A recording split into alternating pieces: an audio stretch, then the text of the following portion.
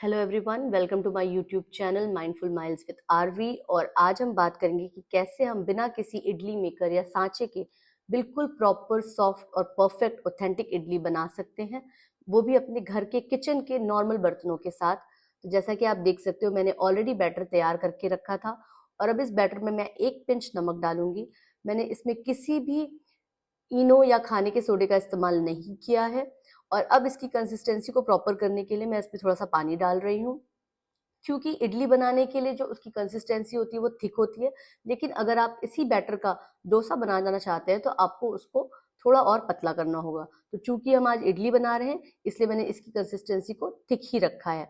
और आप देख सकते हो कि मैंने एक कढ़ाई का इस्तेमाल किया है। आप अपने घर के किसी भी बर्तन, किसी भी गहरे बर्तन का इस्तेमाल कर सकते हो। मैंने एक नॉन स्टिक कढ़ाई ली है और इस नॉन स्टिक कढ़ाई में मैंने आधे से ऊपर पानी रखा हुआ है। अब मैंने ये छोटी कटोरियों का इस्तेमाल किया है। आप अपने घर में अपने किचन की किसी भी साइज की कटोरियों का इस्तेमाल कर सकते हो। तो मैंने इसमें 5 कटोरियां रखी हैं, क्योंकि मेरे जो स्टीमर है इसमें 5 कटोरियां जा सकती हैं। ये स्टीमर नॉर्मली आपको हर घर में मिलेगा, किचन में मिलेगा, जिसका हम इस्तेमाल करते हैं कुछ ना कुछ बनाने के लिए। तो मैं अब सारे ही कटोरियों को ग्रीस कर रही हूँ खाने के ऑयल के साथ, ताकि जो मेरा बैटर है वो इसमें चिपके ना, और जब बन जाए इडली तो वो आसानी से इस कटोरियों को छोड़ सके।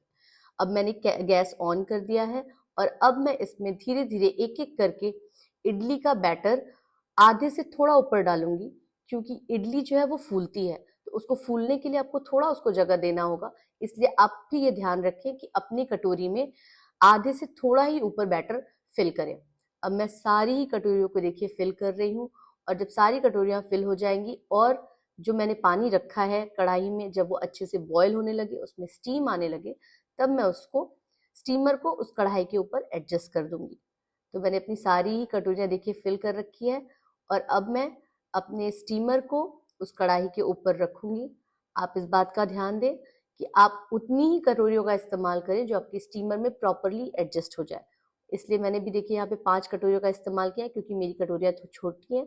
अगर आपकी थोड़ी बड़ी हो तो आप 4 कटोरियों का भी इस्तेमाल कर सकते हैं। और अब मैं स्टीमर को अपनी कढ़ाई के ऊपर रख दूंगी। और आपको अब एक ऐसे प्रॉपर ढक्कन या प्लेट का इस्तेमाल करना है इसको ढकने के लिए, जिससे कि स्टीम थोड़ा भी बाहर ना जाए और पूरे स्टीम का इस्तेमाल सिर्फ और सिर्फ इडली बनाने के लिए ही हो सके। ये इडली 10 से 12 मिनट लगी पकने के लिए। तो जैसा आप देख सकते हो कि मेरी इडली बहुत ही प्रॉपर फुल के आई है। और इसको चेक करने के लिए कि ये कुक हुई है या नहीं, आप किसी भी टूथपिक या किसी चम्मच के पिछले हिस्से का इस्तेमाल या चाकू का इस्तेमाल कर सकते हैं, जैसे कि मैं यहाँ पे चम्मच के पिछले हिस्से का इस्तेमाल कर रही हूँ। और जब आप इसको बैटर में डालोगे, जब आप अपनी इडली में डालोगे, अगर बैटर चिपक के नहीं आता है तो इसका मतलब आपका इडली प्रॉपरली कुक हो चुका है। क्योंकि मेरी इडली प्रॉपरली कुक हो गई है, मैं इसको अब निकाल रही हूँ धीरे से, आराम से। और फिर इसको मैं 2 से 3 मिनट के लिए ठंडा होने के लिए छोड़ दूंगी। और वापस इस प्रोसेस को आप दोबारा फॉलो कर सकते हैं जितनी भी इडलियां आप बनाना चाहें।